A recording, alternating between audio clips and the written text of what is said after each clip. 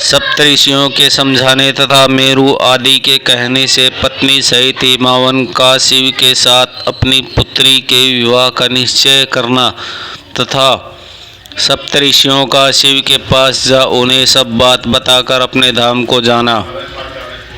ब्रह्मा जी कहते हैं, नारद, तदंतर वशिष्ठ ने प्राचीन काल में राजा अरण्य के द्वारा अपनी कन्या पघा का पिप्लाद के साथ विवाह करने की तथा धर्म के वरदान से पिप्लाद के तरुण अवस्था, रूप, गुण, सदा स्थिर रहने वाले यौवन, कुबेर और इंद्र से भी बढ़कर धन, ऐश्वर्य, भक्ति, सिद्धि एवं समता प्राप्त करने की तथा पघा के स्थित यौवन, सौभाग्य, संपत्ति एवं भर्ता के द्वारा परम गुणवान 10 पुत्रों की प्राप्त करने की कथा सुनाकर कहा, शैलेंद्र, तुम मेरे कथन के सार तत्वों को समझकर अपनी पुत्री पार्वती के हाथ महादेव जी के हाथ में दे दो और मीना सहित तुम्हारे मन में जो कुरूप है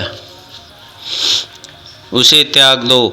आज से 1 सप्ताह व्यतीत होने पर अत्यंत शुभ एवं दुर्लभ मुहूर्त आने वाला है। उस समय चंद्रमा लगन के स्वामी होकर अपने पुत्र बुध के साथ लगन में ही स्थिर होंगे। उनका रोहिणी नक्षत्र के साथ योग होगा।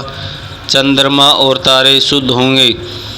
मार्गशीर्ष मास के अंत के संपूर्ण दोषों से रहित सोमवार को जब की लगन पर संपूर्ण शुभ ग्रहों की दृष्टि होगी, पाप ग्रहों की दृष्टि नहीं होगी तथा बृहस्पति ऐसे स्थान पर स्थित होंगे जहां से वे उत्तम संतान और पति का सौभाग्य देने में समर्थ होंगे।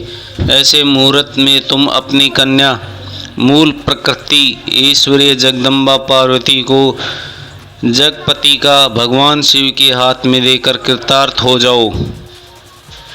ऐसा कहकर ज्ञान शिरोमणि मुनीश्वर वशिष्ठ नाना प्रकार की लीला करने वाले भगवान शिव का स्मरण करते चुप हो गए।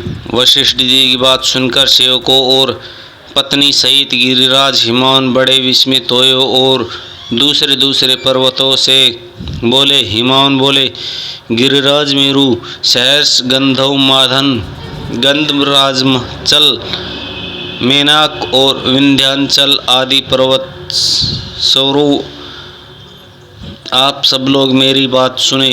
वशिष्ठ जी ऐसी बात कर रहे हैं, आप मुझे क्या करना चाहिए इस बात का विचार करना है। आप लोग अपने मन से सब बातों का निर्णय करके जैसा ठीक समझे वैसा करें। हिमाचल की यह बात सुनकर मेरु आदि पर्वत भली भांति निर्णय करके उनसे प्रसन्नतापूर्वक बोले। पर्वतों ने कहा, महाभाग, इस समय विचार करने से क्या लाभ। जैसे ऋषि लोग कहते हैं उनके अनुसार ही कार्य करना चाहिए। वास्तव में यह कन्या देवताओं की कार्य सिद्धि करने के लिए ही उत्पन्न हुई है। इसके शिव के लिए ही अवतार लिया है, इसलिए शिवा को ही दी जानी चाहिए। यदि इसने रुद्र की आराधना की है और रुद्र ने आकर इसके साथ वार्तालाप किया है तो इसका विवाह उन्हीं के साथ होना चाहिए। ब्रह्मा जी कहते हैं, नारद, उन मेरु आदि पर्वतों की यह बात सुनकर हिमाचल बड़े प्रसन्न हुए और गिरिराज भी मन ही मन हंसने लगी। अरुंधति ने भी अनेक प्रकार बताया। नाना प्रकार की बातें सुनकर और विधि प्रकार से इतिहास को वर्णन करके मैना देवी को समझाया। तब शैल पत्नी में इनका सब कुछ समझ गई और प्रसन्नचित्त हो उन्हें मुनियों को, अरुंधति को, हिमावन को भी भोजन कराकर स्वयं भोजन किया। तदंतर ज्ञानी गिरिश्रेष्ठ हिमाचल ने उन मुनियों को भली भांति सेवा की और उनका मन प्रसन्न और सारा भ्रम दूर हो गया। उन्हें हाथ जोड़कर प्रसन्नतापूर्वक उन महर्षियों से कहा। हिमाचल बोले, महाभाग सप्तऋषियों, आप लोग मेरी बात सुने। मेरा सारा संदेह दूर हो गया। मैंने शिवा पार्वती को चरित्र सुन लिया। अब मेरा शरीर, मेरी पत्नी मैना, मेरी पुत्र सिद्धि रिद्धि तथा अन्य सारी वस्तुएं भगवान शिव की हैं, दूसरे किसी के नहीं।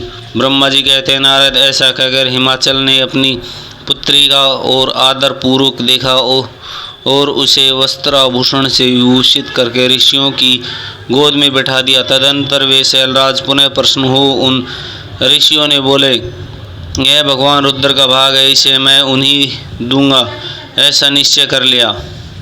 ऋषि बोले, गिरिराज भगवान शंकर तुम्हारे याचक है, तुम स्वयं उनके दाता हो और पार्वती देवी भिक्षा है, इससे उत्तम और क्या हो सकता है। हिमाचल तुम समस्त पर्वतों के राजा सबसे श्रेष्ठ और धन्य हो, अतः तुम्हारे शिखरों की सामान्य गति है, तुम्हारे सभी शिखर सामान्य रूप से पवित्र एवं श्रेष्ठ हैं।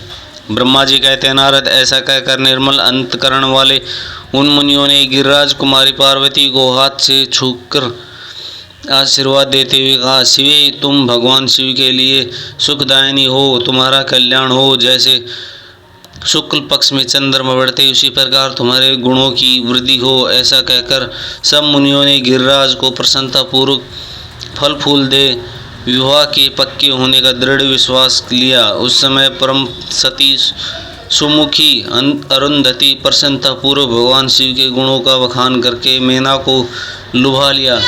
तदंतर गिरिराज हिमावन ने परम उत्तम मांगलिक लोकाचार का आश्रय ले हल्दी और कुमकुम से अपनी दाढ़ी मूछ का मार्जन किया। तत्पश्चात चौथे दिन उत्तम लगन का निश्चय करके परस्पर संतोष दे हुए सप्तऋषि भगवान शिव के पास चले गए। वहां जाकर शिव को नमस्कार कर और विविध सूक्तियों से उनका स्तुति करके वे वशिष्ठ आदि सब मुनि परमेश्वर शिव से बोले। ऋषियों ने कहा, देवदेव महादेव परमेश्वर महाप्रभु, आप प्रेम पूर्वक हमारी बात सुने। आपको इन सेवकों जो कार्य किया उसे जान ले महेश। हमने नाना प्रकार के सुंदर वचन और इतिहास सुनाकर गिरिराज को मैना को समझा दिया। गिरिराज ने आपके लिए पर्वतों की वरदान कर दिया। अब इसमें कोई ननु नच नहीं है। अब अपने पार्षदों तथा देवताओं के साथ उसके यहाँ विवाह के लिए जाइए। महादेव प्रभु अब शीघ्र ही हिमाचल के घर पधारिए और वेदोक्त रीति के अनुसार पार्वती का अपने लिए पानी ग्रहण कीजिए। सप्तऋषियों की बात सुनकर लोकाचारण प्राण महेश्वर प्रसन्नचित्त हो हंसे ऊर्ज कर बोले। महेश्वर ने कहा, महाभाग सप्तऋषियों, विवाह को तो मैंने न कभी देखा है और न कभी सुना ही है। तुम लोगों ने पहले जैसा देखा है उसके अनुसार विवाह की विशेष विधि का वर्णन करो।